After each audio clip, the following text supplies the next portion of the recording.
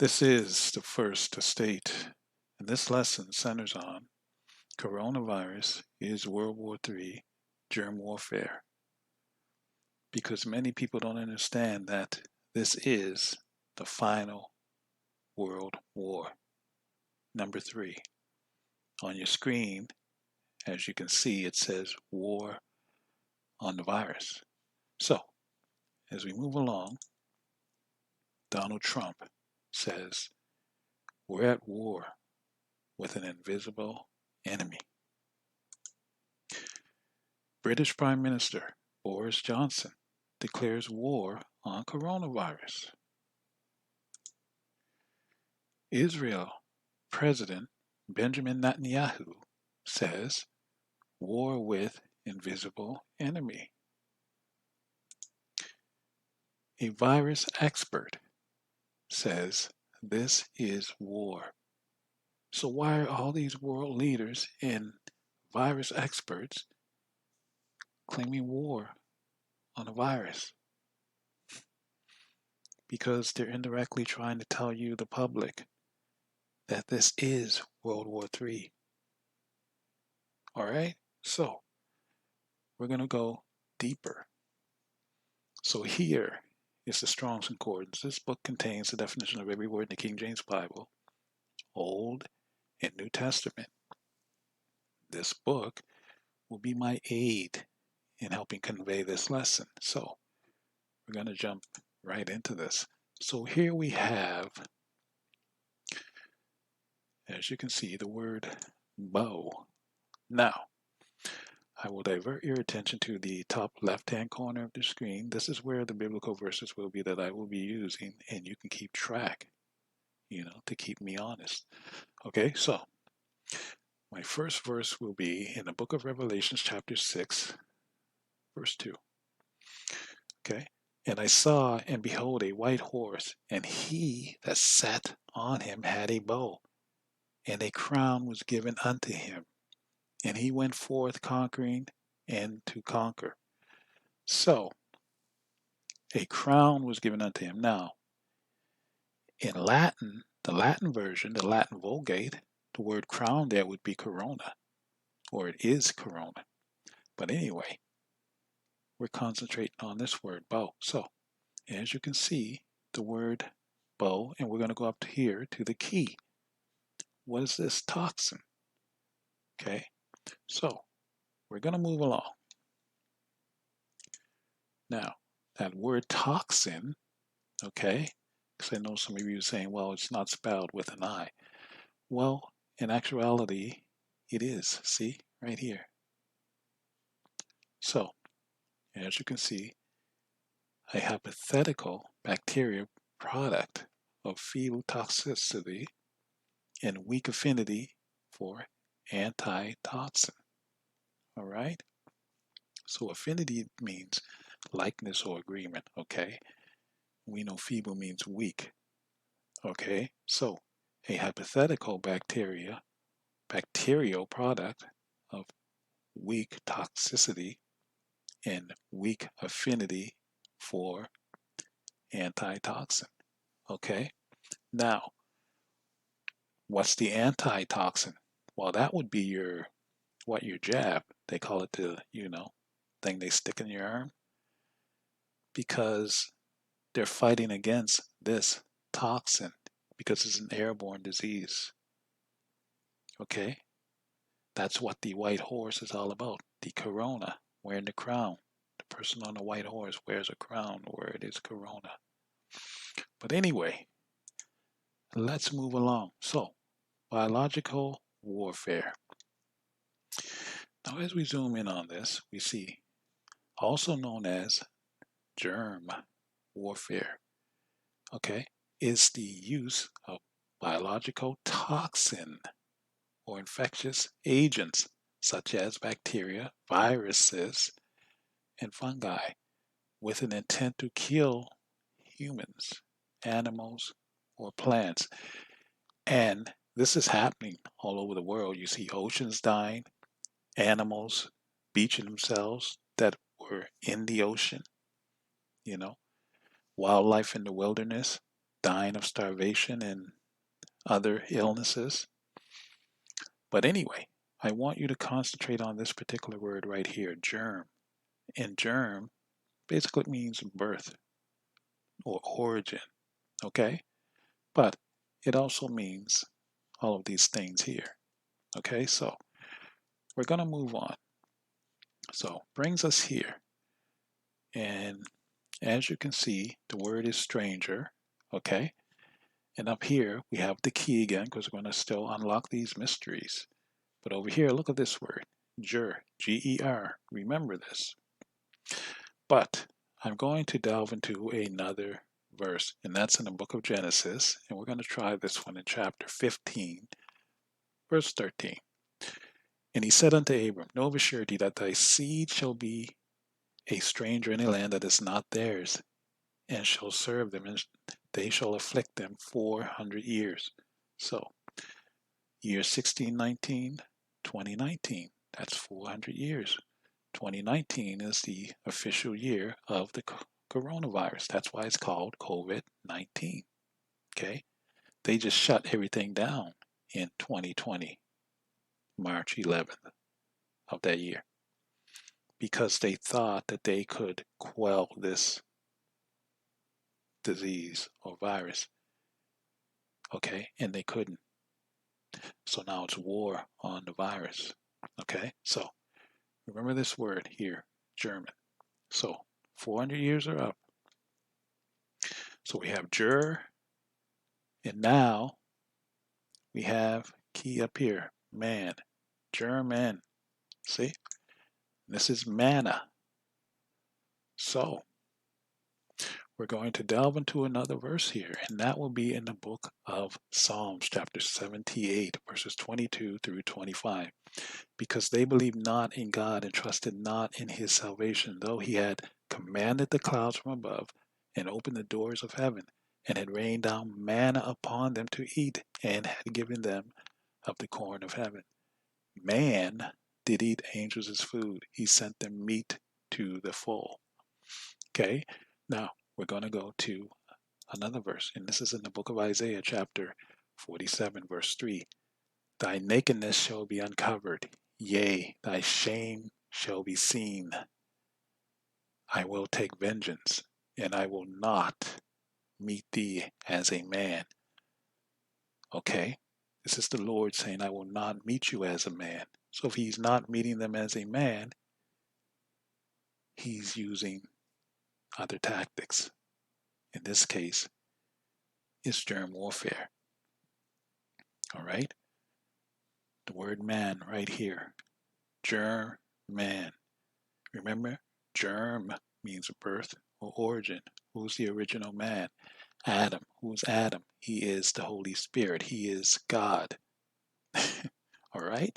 So, with that, we are going to move on to the next frame. So, as we move along, we see right here, the word is affliction. Okay? So, we're going to go to another verse, and this will be in the book of Deuteronomy, chapter 16, verse 3. Thou shalt eat no unleavened bread with it. 7 days shalt thou eat unleavened bread therewith, even the bread of affliction.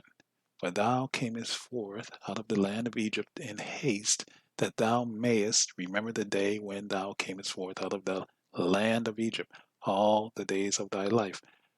Now, my point here is the bread of affliction, because this is also known as Egypt right here. Second Egypt, second deliverance, second Exodus will take place right here. Okay, in our land, our own land.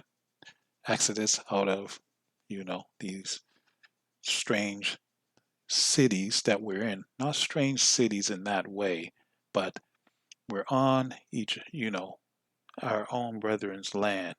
There was inheritances given by the Lord to the children of Israel. But when we were taken over by the invading nations, we were forced into, our brethren's land. Okay? So, we've kind of infringed upon each other's property. So that's what it means when it says stranger in a land that is not theirs, okay? But anyway, I don't want to go on a tangent, so I'm going to stick to the program. But here we go. Bread of affliction. Now, keyword one. So, the one, all right? So as we move along, bread of affliction. Now, what does bread mean? Bread means money, okay? Morsel, to break in pieces. Now, the money system is going down the drain, as you can see. There's a struggle for money throughout the world, not just in America. Everybody's struggling right now. Why? Because the one, the man, the bread of affliction, that hidden manna, get it? The invisible enemy, the hidden manna, he's bringing this pain to the world. So your money system is falling to pieces. He's breaking everything down, this whole society, because a new government's coming in and there's going to be a new money system. All right? So we've clarified that. Now, here, UI means unemployment insurance. Now, this is from dictionary.com, in case you're wondering. So, as we know, when coronavirus hit, many people went on UI, unemployment insurance. Okay, so moving along, brings us here. Key, right in. Look, UI. Now, what's the word? Woe. Woe means war. Grief. Look at this. So, we're going to go to the book of Revelations, chapter 11, verse 14. The second woe is past, and behold, the third woe cometh quickly. So, we're in the third woe, means war.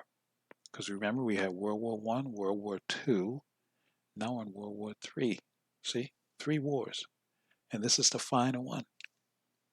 So that's what it's talking about. And we know that it's referring to coronavirus because, like I said, UI. Everybody's on UI or was on some form of unemployment insurance. Many people still are. Many people are suffering from grief. Okay? So now I want you to key in on this word right here. OUAI. Okay? We'll try that one now. So I'm going to zoom out. And here we go. So we'll delve into the definition of this word. OUAI. I believe it's we. I'm not sure. Okay, French. Now, as you can see again, woe, chaos. Okay. But look at this word right here. See, so it is a French word, Marseille. Okay. Now, as we move along, remember that word. Going to move on. And it brings us here. So, Marseille right here. And as you can see, act or fact of coming together again. Meeting of persons of previous connection. Sounds familiar, doesn't it? Jesus said he was coming back for his people. See all you doubters out there, you blacks that have become atheists? Because the majority of you are atheists. I don't care what you say. But anyway, see for yourself. So anyway, we're going to move on. We're going to go here. So now we're going to go to the book of Genesis chapter 49. Let's try that, verse 10. So 49 verse 10, the scepter shall not depart from Judah, nor a lawgiver from between his feet until Shiloh come. And unto him shall the gathering of the people be. See? So, it's going to be a reunion. That reunion is imminent.